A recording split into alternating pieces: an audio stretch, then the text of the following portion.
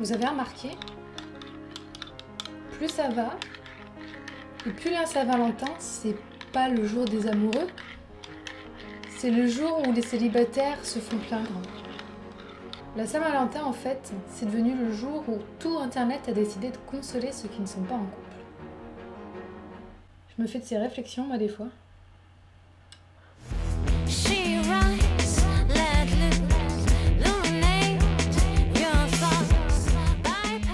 Salut et bienvenue dans l'épisode 15 de Junk on the Web. Cette semaine, j'ai envie de remercier très chaleureusement les journalistes français qui, une fois de plus, nous ont foutu la honte. Ça a commencé en début de semaine avec cette folle rumeur sortie de chez Morandini, qui comme tout le monde le sait est un gage de crédibilité. Un certain paparazzi annonçait que dès le lendemain dans le Washington Post, qui est un journal très sérieux aux États-Unis, serait dévoilée une liaison entre Barack Obama et Beyoncé. Et alors forcément ça a fonctionné du tonnerre, sans doute parce que notre président a fauté, donc c'est bien de se dire que c'est pas le seul. En tout cas, en une demi-journée, l'info avait envahi tout le web français, et même dans des journaux très sérieux. À un moment donné, aucun d'entre eux ne s'est demandé si c'était crédible ou pas. C'est pas tellement le fait qu'un président américain puisse tromper sa femme, j'irai pas jusqu'à dire que ce n'est qu'un homme, ceci dit. Mais Beyoncé, je veux dire la nana est surpuissante, elle a plus d'influence que à peu près tout le monde sur cette planète. Pourquoi est-ce qu'une nana comme ça, sans compter le fait qu'elle a l'air quand même bien amourachée de son Jay-Z, irait fricoter avec le président des États-Unis au risque de mettre sa carrière en péril?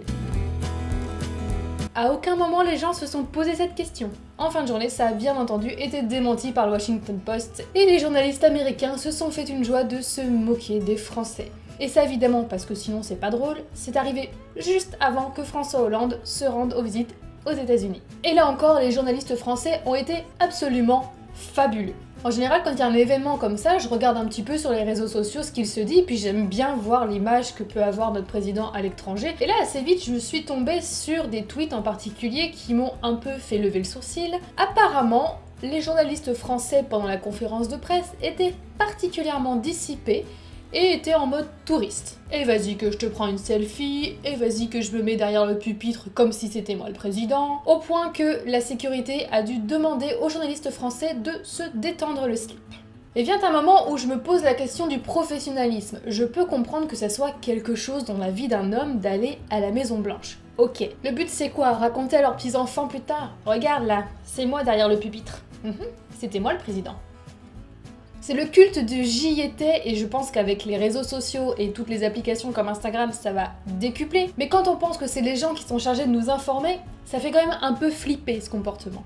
Tout ça me conforte dans une idée. Ça fait déjà un petit moment que j'ai arrêté de regarder les chaînes d'information, je préfère m'informer directement, soit via les réseaux sociaux, ou en tout cas en croisant plusieurs sources, en croisant plusieurs sources, en regardant les témoignages des gens qui y étaient, etc. Alors qu'avant, je regardais plutôt la télé du genre BFM, iTélé, jusqu'au moment où je me suis rendu compte qu'on nous faisait un beau lavage de cerveau. Et quand je vois que les journalistes qui sont envoyés sur place pour nous tenir informés sont visiblement en camp de vacances, je me dis que finalement je suis pas forcément plus mal informée en ayant arrêté de regarder tout ça. Et quand on sait que les touristes français sont réputés pour être parmi les pires touristes du monde, le fait que les journalistes français se comportent comme des touristes, je suis pas hyper fan de l'idée. Mais c'est cohérent avec l'image qu'on a. Première image de la semaine, c'est une vidéo. Vous avez peut-être entendu parler du phénomène neck nomination. Si ce n'est pas le cas, le principe est très simple. Ça se déroule sur les réseaux sociaux, le but est de se filmer en train de boire de l'alcool cul sec, évidemment le plus possible histoire de montrer qui est la plus grosse, et ensuite de nominer 3 amis de façon à ce qu'ils se fassent d'eux-mêmes. C'est con, c'est dangereux, ça met les gens au défi, ça se fait sur les réseaux sociaux, forcément ça cartonne depuis quelques semaines. Le fait que plusieurs personnes en soient mortes ou soient dans le coma n'a pas trop l'air d'inquiéter la jeunesse. Quoi qu'il en soit, il y a quand même des gens qui ont réfléchi à tout ça.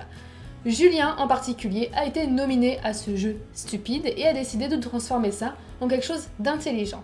Il a lancé le Smart Nomination. Au lieu de boire de l'alcool, il a décidé de se filmer en train de donner à manger et à boire à des sans-abri. Et il a mis au défi 3 de ses amis de le faire, dont un a assez rapidement réagi. Alors évidemment là ça va moins bien fonctionner, parce que c'est moins rigolo, c'est pas débile, c'est pas dangereux, donc voilà. En attendant, la vidéo de Julien a été vue énormément et je trouve ça très bien de remettre les choses en place. Et surtout ça me redonne un petit peu la foi de voir qu'il y a quand même encore des jeunes qui sont capables de réfléchir et de se dire que c'est pas parce que c'est dangereux que c'est cool et qu'il y a des choses beaucoup plus cool à faire comme ce qu'il a fait lui. Donc bravo Julien. Deuxième image de la semaine, une autre vidéo dans une toute autre catégorie. C'est quelqu'un qui a trouvé un moyen très original de faire cuire un œuf en lui donnant une forme rigolote. Je veux pas savoir comment il a eu l'idée, bien que je puisse me l'imaginer, mais ce jeune homme a décidé de faire cuire ses œufs dans des préservatifs, de façon à leur donner cette petite forme sympathique comme tout. Il nous montre donc en vidéo comment faire, c'est ici que ça se passe. Je vous laisse juger. Personnellement, l'idée de pouvoir avoir un petit goût de lubrifiant sur mes œufs ne me tente pas trop, donc je vais en rester au petit moule sympathique. Certes, c'est pas en relief, c'est pas aussi marrant, mais c'est pas forcément plus mal en fait.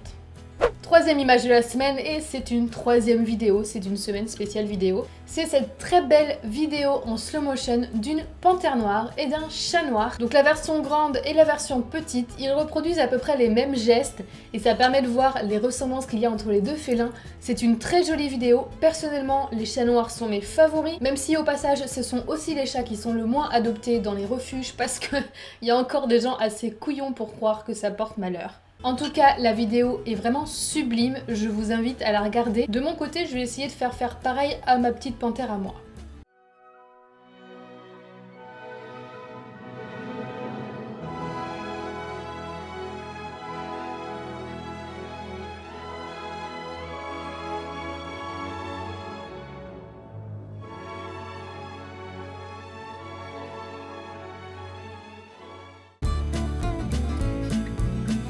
Cette semaine, je vais vous conseiller un concept qui se passe sur plusieurs chaînes YouTube, c'est l'ASMR. Alors l'ASMR, si je vous le traduis en français, c'est la réponse de méridien sensoriel autonome et vous êtes vachement avancé. Le principe, pour faire simple, c'est un ensemble de sons qui sont faits pour vous donner du plaisir. Mais attention, absolument pas du plaisir sexuel comme certains torchons peuvent essayer de l'expliquer, du genre orgasme du cerveau, etc.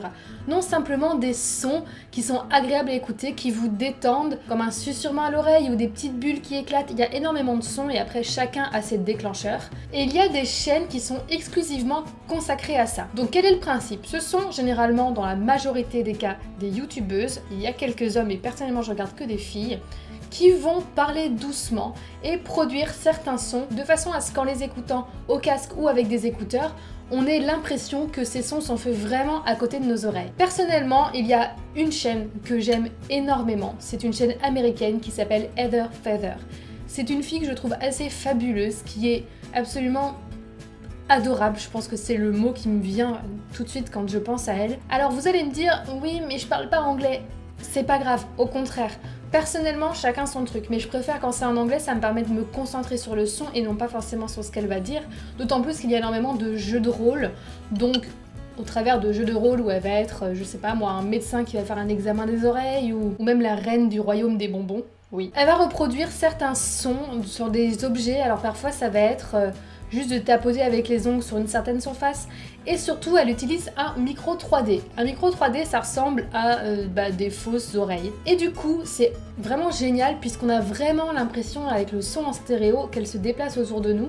Et voilà, ça donne des petits frissons et c'est vraiment très agréable. Je vous conseille d'essayer parce que de toute façon la ASMR il y a deux choix. Soit vous détestez, parce qu'il y a des gens qui ne supportent pas par exemple qu'on leur susurre à l'oreille, soit vous adorez. Personnellement, c'est un truc que j'ai découvert il y a quelques semaines et le soir quand je sais que je vais avoir un petit peu de mal à m'endormir, soit parce que je suis nerveuse, soit parce que j'ai déjà beaucoup dormi dans la journée, par exemple le dimanche, et qu'il va falloir quand même que je me dorme pour pas être trop fatiguée le lendemain matin, je me mets ça sur mon téléphone, je vais sur YouTube, je mets mes écouteurs et je m'endors toujours avant la fin de la vidéo. Vous n'avez pas forcément besoin de regarder, il y a certaines choses qui sont visuelles, mais vous pouvez tout simplement écouter. Il y a énormément de chaînes comme ça qui arrivent, donc moi je vous ai donné ma favorite. Après, si ça vous plaît, à vous d'aller parcourir un petit peu les chaînes qui sont là-dessus.